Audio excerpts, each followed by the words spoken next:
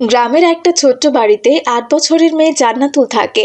মাদ্রাসা থেকে ফিরে এলে তার মা পড়াশোনা নিয়ে তাকে জিজ্ঞেস করে, আর জান্নাতুল প্রতিদিন মিথ্যা কথা বলে। এই অভ্যাস দিনে দিনে ওর আরো বেড়ে যায়। মা জান্নাতুল, আজ মাদ্রাসায় তুমি কি শিখলে? জানো মা, ওস্তাদজি আমার খুব প্রশংসা করেছে। আমি ক্লাসে প্রতিদিন সবার আগে পড়া শেষ করি, তাই ওস্তাদজি আমাকে সব থেকে বেশি ভালোবাসে। জান্নাতুল তার মাকে আজও মিথ্যা কথা বলেছে। আসলে সে তার ক্লাসে কোনোদিন পড়া ঠিক মতো দিতেই পারে না এবং শাস্তিও পেয়েছে আজ। কিন্তু ওর মা কিছু না বলে ওকে আরো বেশি করে আদর করে। আলহামদুলিল্লাহ, আমার মেয়ে তো পড়াশোনায় খুব ভালো করছে। আমি অনেক খুশি হয়েছি মা।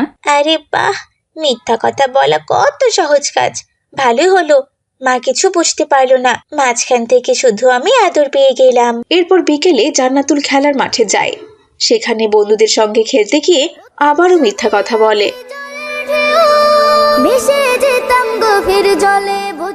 জান্নাতুল, তুই কি আজকে বাংলাদেশের ক্রিকেটের খবর জানিস? হ্যাঁ, আমি বাংলাদেশের পুরো ম্যাচ দেখেছি টিভিতে। বাংলাদেশ দুর্দান্ত ভাবে জিতেছে। বন্ধুরা তার কথা বিশ্বাস করে নেয়।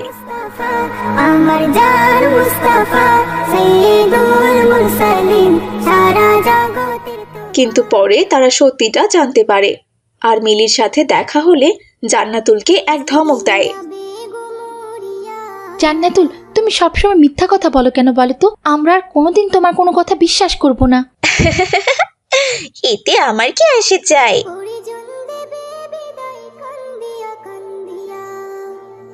কয়েকদিন পর মাদ্রাসায় ওস্তাদজি একটি হাদিস শেখান। তিনি বলেন, রাসূল সাল্লাল্লাহু আলাইহি সাল্লাম বলেছেন, তোমরা অবশ্যই মিথ্যা কথা বলা থেকে বিরত থাকো, কেননা মিথ্যা মানুষকে পাপের দিকে নিয়ে যায়, আর পাপ মানুষকে নিয়ে যায় জাহান্নামের দিকে। ওস্তাদজির কথা সব ছাত্রছাত্রী গভীর মনোযোগ দিয়ে শুনেছে, কিন্তু জান্নাতুল মনে মনে ভাবে যে এসব কথা তার জন্য গুরুত্বপূর্ণ নয়। এজন্য তার কোনো মন নেই। আনমনে সে এদিক ওদিক তাকাতে থাকে। তারপর তার ওস্তাদজি চলে গেলে মিলি বলে, এই জানো তোমরা, গতকাল আমি এক ভয়ঙ্কর দানব দেখেছি। ও আমাকে ধরতে এসেছিল, কিন্তু আমি চালাক হওয়ায় এক দৌড়ে পালিয়ে গেছি। সত্যি বলছিস জান্নাতুল? তুই এত সাহসী? কেন, তোমাদের বিশ্বাস হচ্ছে না?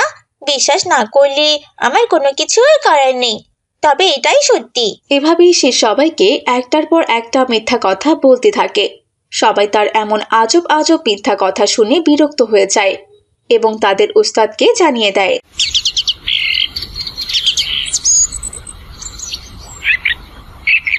পরদিন ওস্তাদজি রেগে মেগে জান্নাতুলকে তার মিথ্যা কথা বলার জন্য শাস্তি দেন এবং বলেন, শোনো জান্নাতুল, মিথ্যা কথা বলা মহাপাপ।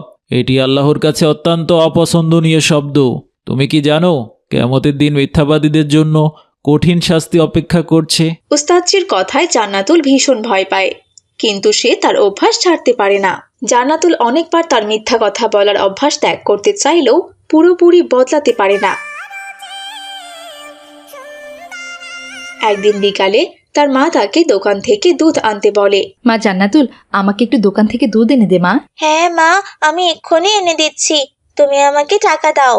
এই নাও মা টাকা, সাবধানে যেও আর তাড়াতাড়ি ফিরে এসো। এরপর জান্নাতুল টাকা নিয়ে দুধ আনতে চলে গেল।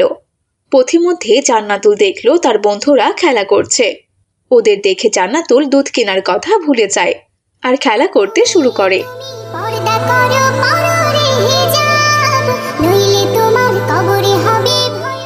হায় আল্লাহ, এটা আমি কি করেছি? আমার মা তো আমাকে দুধ কিনতে পাঠিয়েছিল, আর আমি তো না নিয়ে এখানে খেলা শুরু করে দিয়েছি। আর আমি দুধ কিনতে না গিয়ে বন্ধুদের সাথে খেলা করতে শুরু করে দিয়েছি।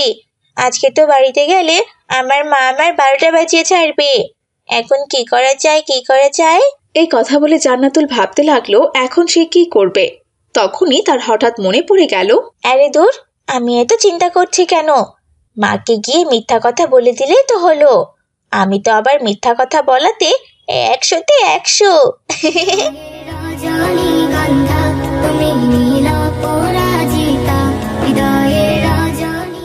এরপর জান্নাতুল দোকান থেকে দুধ কিনে বাড়িতে চলে গেল। এত দেরিতে দুধ নিয়ে আসায় তার মা তাকে বলল, কি ব্যাপার, দুধ আনতে এত দেরি হলো কেন মা? আসলে মা, কি বলবো তোমাকে, দোকানে খুব ভিড় ছিল, পুরো লম্বা একটা লাইন পড়ে গিয়েছিল, এই জন্যই দেরি হয়ে গেছে। এখানে আমার দোষ কি বলো? কি বলিস মা? এই গ্রামের দোকানে দুধ কিনতে লম্বা লাইন পড়ে যায়? আমি তো এর আগে কখনো দেখিনি। তাহলে মা তুমি কি বলতে চাইছো? আমি তোমাকে মিথ্যা কথা বলছি? তোমার মেয়েকে তুমি বিশ্বাস করো না? না রে মা, আমি সেই কথা বলছি না। আচ্ছা ঠিক আছে মা, দে দুধগুলো দে।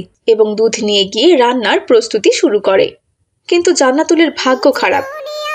তুমি থাকবা কতদিন এই মিছে দুনিয়ায়, তুমি কারণ তার মা দুধ ফোটাতে গিয়ে দেখে দুধে পানি মেশানো। এটা দেখে ওর মা তো রেগে মেগে দোকানে গিয়ে অভিযোগ জানায়। কি ব্যাপার দোকানদার ভাই, এই দেখেন তো দুধের কি অবস্থা। 1 কেজি দুধ পুরোই নষ্ট। আপনি কি আজকাল দুধে পানি মেশানো শুরু করেছেন নাকি? কি বলেন ভাবি? জান্নাতুল তো মাত্র আধা কেজি দুধ নিয়ে গিয়েছিল। অতটুকুই দুধ ছিল আমার দোকানে। এখানে দুধ দেখে তো মনে হচ্ছে 1 কেজির বেশি হবে। এত দুধ তো ওকে আমি দেইনি। কি বলছেন দোকানদার ভাই? জান্নাতুল তো সেই বিকাল থেকে আপনার দোকানে লাইন ধরে সন্ধেবেলা দুধ নিয়ে বাড়ি ফিরল, আর আমি তো ওকে 1 কেজি দুধের টাকাই দিয়েছি। লাইন? কি বলেন ভাবি? আমার দোকানে আবার লাইন কোত্থেকে পেলেন? আমি তো সারাদিন কাস্টমার খুঁজেই পাই না ভাবি। দোকানদারের এমন কথা শুনে জান্নাতুলের মা বুঝতে পারে যে জান্নাতুল আবারও তাকে মিথ্যা কথা বলেছে। এরপর সে বাড়ি গিয়ে তার মেয়েকে বলে, কাঁদি না কেন তোমরা বলতে পারো। জান্নাতুল, আমি দোকানদারের কাছে গিয়ে সবকিছু জেনেছি। তুমি কেন মিথ্যা কথা বলছিলে? মা আমি আসলে ভয় পেয়ে গিয়েছিলাম, তুমি রাগ করবে বলে আমি মিথ্যা কথা বলেছি। জান্নাতুল, তুমি কি জানো আল্লাহ মিথ্যাবাদীতে পছন্দ করেন না? তুমি ভয় পেলে মিথ্যে কথা বলবে? আল্লাহর কাছে গিয়ে কি উত্তর দিবে বলো তো? এরপর জান্নাতুল মাথা নিচু করে চুপ থাকে আর তার মা তাকে একটি গল্প বলে। শোনো মা, রাসূলুল্লাহ সাল্লাল্লাহু আলাইহি সাল্লাম বলেছেন, মুমিনদের মধ্যে সব ধরনের গুণ থাকতে পারে, কিন্তু সে কখনো মিথ্যেবাদী হতে পারে না। আর যে মিথ্যে কথা বলে সে কখনো মুমিন হতে পারে না। আর যে মুমিন হতে পারবে না সে কোনোদিন জান্নাতে প্রবেশ করতে পারবে না। মায়ের এমন কঠিন কঠিন কথা শুনে জান্নাতুল সত্যিকারের অনুশোচনা অনুভব করে। পরের দিন জান্নাতুল তার বাবার একটি কলম নিয়ে, কারণ কলমটি তার খুব পছন্দ হয়েছিল আর তার বাবার কাছেও কলমটি খুবই গুরুত্বপূর্ণ ছিল। আকাশে উড়ে উড়ে যায় পর্বত চূড়া হয়ে আড়ালে না বাবা, তোমার কলম কোথায়? আমি কি করে জানবো বলো? এবার তার বাবা আরও রেগে যায় এবং কলম খোঁজাখুঁজি করতে শুরু করেন। কিছুক্ষণ পর কলমটি জান্নাতুলের ব্যাগে পাওয়া যায়। তুমি কেন এমনটা বললে জান্নাতুল? আজকাল কি মিথ্যা কথা বলা কি তোমার স্বভাব হয়ে গেছে নাকি? বাবা আমি জানি মিথ্যা কথা বলা মহাপাপ, কিন্তু আমি ভয় পেয়ে গিয়ে বারবার মিথ্যা কথা বলে ফেলি। ভয়? কিসের ভয়? আল্লাহর ভয় যদি তোমার মনে থাকতো তাহলে তুমি জীবনে কখনো মিথ্যা কথা বলতে না। রাসূল সাল্লাল্লাহু আলাইহি ওয়াসাল্লাম বলেছেন, মুমিনরা কখনো মিথ্যা কথা বলে না। কথায় কথায় মিথ্যা কথা বলা এটা মুনাফিকের লক্ষণ, বুঝেছো? এরপর জান্নাতুল অনুশোচনা অনুভব করে, কিন্তু তার মধ্যে কোনো পরিবর্তন আসে না। একদিন জান্নাতুল খেলার সময় গাছ থেকে পড়ে যায় এবং তার হাতে ভীষণ ব্যথা পায়। সে কাঁদতে কাঁদতে বাড়িতে ফিরে আসে। তার মা তাকে জিজ্ঞেস করেন কি হয়েছে, কিন্তু জান্নাতুল আবারও মিথ্যা কথা বলে। কি হয়েছে মা? মা রাহাত আমাকে ধাক্কা দিয়ে ফেলে দিয়েছে, আমি কিচ্ছু করিনি মা। এরপর জান্নাতুলের মা রাগ করে রাহাতের বাড়িতে গিয়ে তার মাকে বলে, কি ভাবি, আপনার ছেলে আমার মেয়েকে গাছ থেকে ফেলে দিয়ে হাতে ব্যথা দিয়েছে কেন? ওর হাতটা তো ভেঙেও যেতে পারতো। কি বলছেন কি ভাবি আপনি? রাহাত তো আজকে খেলতেই যায়নি। তাহলে কি আমার মেয়ে মিথ্যা কথা বলেছে? বলতেও পারে ভাবি, আপনার মেয়ে জান্নাতুল তো কথায় কথায় মিথ্যা কথা বলে, ওর স্বভাবই তো মিথ্যা কথা বলা। এটা নিয়ে জান্নাতুলের মা আর রাহাতের মায়ের মধ্যে তুমুল ঝগড়া লেগে যায়। তখন সেখানে অন্য বাচ্চারা এসে বলে যে জান্নাতুল নিজেই কাছ থেকে পড়ে গিয়েছে, কেউ ওকে ধাক্কা দেয়নি। তারপর জান্নাতুলের মা রাগ করে বাড়িতে চলে আসে আর তার মেয়েকে বলে, জান্নাতুল, তুই কি জীবনেও ভালো হবি না? তোর জন্য আমাকে আর কত অপমানিত হতে হবে বলতো? তুই সবসময় মিথ্যা কথা বলিস। তোর জন্য আমি কারো কাছে গিয়ে মুখ পাই না। এই অভ্যাসটাই তোর জীবনটা নষ্ট করে ফেলবে। কিন্তু জান্নাতুল তার মায়ের কোনো কথারই উত্তর দেয় না। সে চুপচাপ দাঁড়িয়ে কথাগুলো শুনতে থাকে। এরপর রাত হয়ে যায়। রাতে জান্নাতুল দুঃস্বপ্ন দেখে। সে ভয়ে চিৎকার করে ওঠে। তখন তার মা এসে তাকে শান্ত করে। জান্নাতুল, ভয় পেয়েছিস মা? দুঃস্বপ্ন দেখেছিস তাই না মা? হ্যাঁ মা, আমি স্বপ্নে দেখেছি কিয়ামতের দিন আমার মিথ্যার জন্য আমি শাস্তি পাচ্ছিলাম। আল্লাহ আমাকে জাহান্নামে পাঠাচ্ছিলেন জানো। মারে, তোকে আমি আগেই বলেছিলাম, কিন্তু তুই আমার কোনো কথাই শুনিসনি। আল্লাহর কাছে মাফ চারে মা। মিথ্যা কথা বলার শাস্তি অনেক কঠিন। আল্লাহ বলেছেন যে মিথ্যা কথা বলে সে কোনোদিন আমার নিকটবর্তী হতে পারবে না।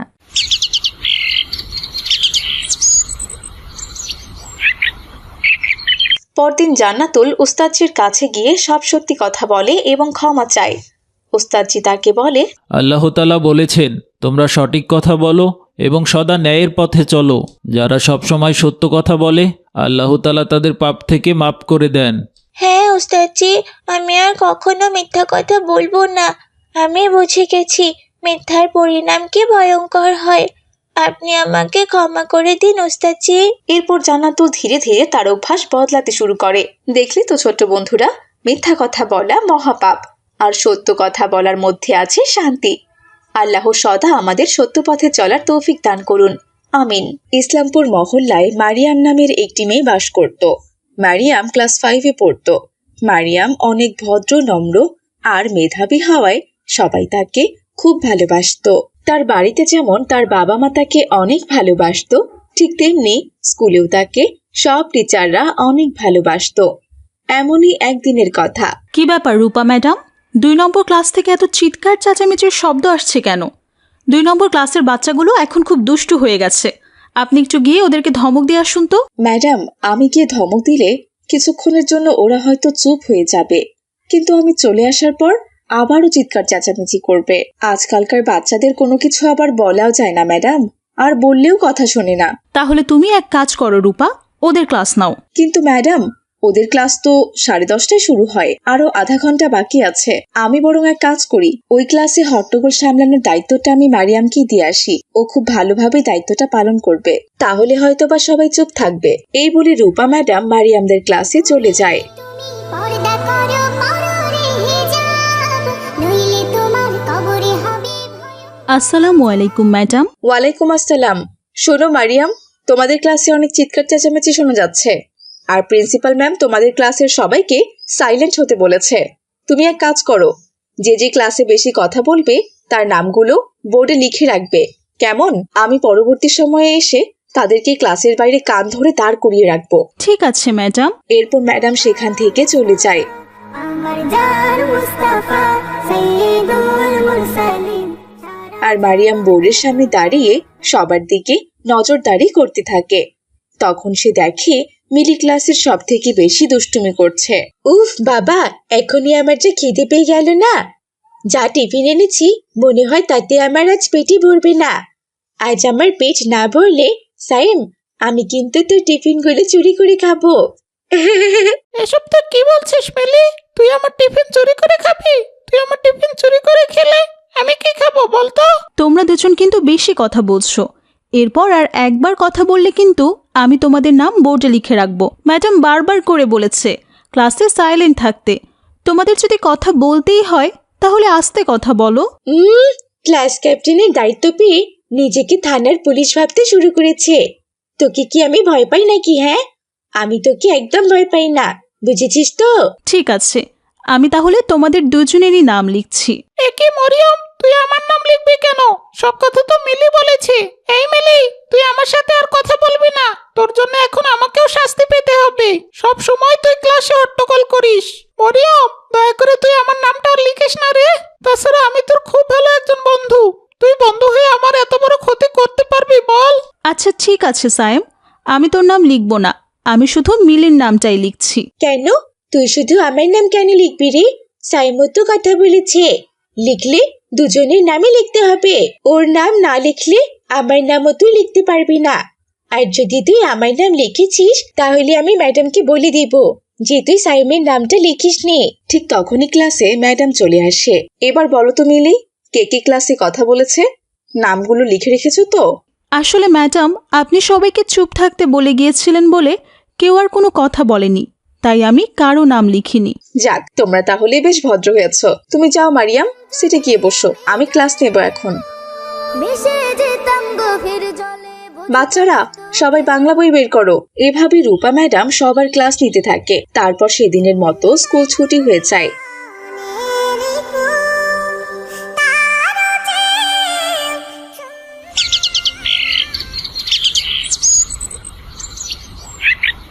পরের দিন মারিয়ামের খুব পেট খারাপ করে, কিন্তু সে তার ওই অবস্থাতেও স্কুলে যাওয়ার জন্য রেডি হয়। মা মারিয়াম, এই অসুস্থ অবস্থায় তুই আবার স্কুলে যাবি? আজকে আর যাস না মা, ওষুধ খেয়ে বাসায় বিশ্রাম নে। না মা, আমাকে যে স্কুলে যেতেই হবে, সামনে আমাদের এক্সাম। এখন কিছুতেই ক্লাস মিস করলে চলবে না। তার উপর ম্যাডাম আমাকে আবারও ক্লাস ক্যাপ্টেনের দায়িত্ব দিয়েছেন। আমি না গেলে ক্লাসে অনেক হট্টগোল হবে মা। ঠিক আছে মা, তুই যখন এত করে বলছিস তাহলে যা। তবে হ্যাঁ, নিজের শরীরের দিকে খেয়াল রাখিস মা, আর মন দিয়ে পড়ালেখা করিস, কেমন? ইনশাল্লাহ মা। এরপর মারিয়াম স্কুলের উদ্দেশ্যে বেরিয়ে গেল। আজকেও সে ক্লাসের সবার উপর নজর রাখছিল, আর আজকেও মিলি ক্লাসে হাসাহাসি করছিল। মিলি, কাল তোমাকে কিছু বলিনি বলে ভেবো না যে আজকেও তোমাকে কিছু বলবো না। আজকে আমি ঠিকই তোমার নাম লিখে রাখবো বোর্ডে। ক্লাসের সবাই চুপচাপ বসে আছে, শুধু একমাত্র তুমি ক্লাসে হাসাহাসি করছো আর অন্যকে বিরক্ত করছো। তোকে কে বারণ করেছে? হ্যাঁ, যা আমার নামটা বড় করে বোর্ডে লিখে রাখ, যেন সবাই আমার নামটা ভালো করে মনে রাখতে পারে। সে বোর্ডে মিলির নাম লিখতে যায়। তখনই মারিয়ামের পেট ব্যথা শুরু হয় আর ভীষণ পটির চাপ দেয়। আমার খুব পেটে ব্যথা করছে, এখন আমি কি করি? আমাকে এক্ষুনি টয়লেটে যেতে হবে। কি রে, নাম লেখা বাদ দিয়ে কি এত ভাবছিস? তাড়াতাড়ি করে আমার নামটা বোর্ডে লিখে রাখ, নাকি আবার আমার নাম লিখতে তোর ভয় লাগছে শুনি? মিলির এমন কথা শুনে ক্লাসের সবাই হা হা করে হেসে ওঠে, কিন্তু সে আর পটির চাপ সামলাতে পারল না, তাই সে সেখানেই পটি করে দেয়। ওই দেখ দেখ, আমাদের ক্লাসের ব্রিলিয়েন্ট ছাত্রী, আমাদের ক্লাস ক্যাপ্টেন, ক্যাপ্টেন্সি করতে করতে ক্লাসে পটি করে দিয়েছে। এই যা যা, তোরা ম্যাডামকে ডেকে নিয়ে আয়, ম্যাডাম দেখুক তার পছন্দের ছাত্রী ক্লাসে পটি করে দিয়েছে। সবার এমন হাসাহাসি এবং তুচ্ছতাচ্ছিল্য কথা শুনে মারিয়াম খুব লজ্জা পেয়ে যায়, আর ম্যাডাম আসার আগেই সে টয়লেট থেকে ফ্রেশ হয়ে বাড়িতে চলে আসে।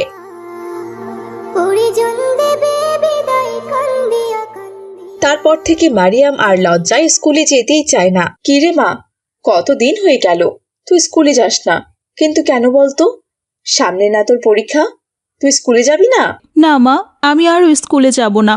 আমাকে তুমি অন্য স্কুলে ভর্তি করিয়ে দাও, আমি অন্য স্কুলে লেখাপড়া করব। ওই স্কুলে যাবি না, তাহলে আবার অন্য স্কুলে কেন যাবি রে মা? এরপর মারিয়াম তার মাকে সব কথা খুলে বলে। মারিয়ামের কথা শুনে আয়েশারও খুব খারাপ লাগে। এভাবে আরো বেশ কিছুদিন কেটে যায়। বেশ কিছুদিন ধরে মারিয়াম স্কুলে না যাওয়ায় রূপা ম্যাডাম তাদের বাড়িতে চলে আসে।